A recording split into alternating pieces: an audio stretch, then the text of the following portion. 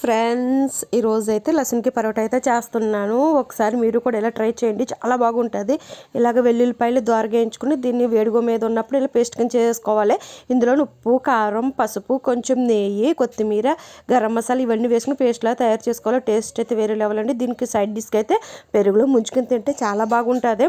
పెరుగు కాంబినేషన్ బాగుంటుంది. ఇప్పుడు ఇలా చపాతీ కింద చేసుకుని దాని మీద ఆయిల్ స్ప్రెడ్ చేసేసి మనం పేస్ట్ చేసి పెట్టుకున్న వెల్లుల్లిపాయ పేస్ట్ కూడా వేసేసుకుని మీరు ఏ షేప్లో కావాలంటే ఆ షేప్లో అయితే పరోటా కింద అయితే చేసుకోవచ్చు. దీని మీద నల్ల నువ్వులు లేదంటే తెల్ల నువ్వులు లేదంటే కల్లంజి ఇవన్నీ వేసుకుని ఇలాగ వీడియోలో చూపిస్తున్న విధంగా అయితే చేసుకోవాలి. ఇలా చేసిన తర్వాత వేడి వేడి పెన్నం మీద అయితే కాల్చుకోవాలి.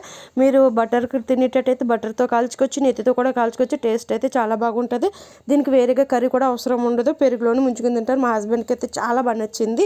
నేను ఒకటే చేసాను, ఆయన అన్నారు ఇంకోటి చెయ్యపోయావు కదా, చాలా బాగుంది టేస్ట్ అన్నారు. నెక్స్ట్ టైం మళ్ళీ ట్రై చేస్తాను. Okay friends, bye. Subscribe to my channel please.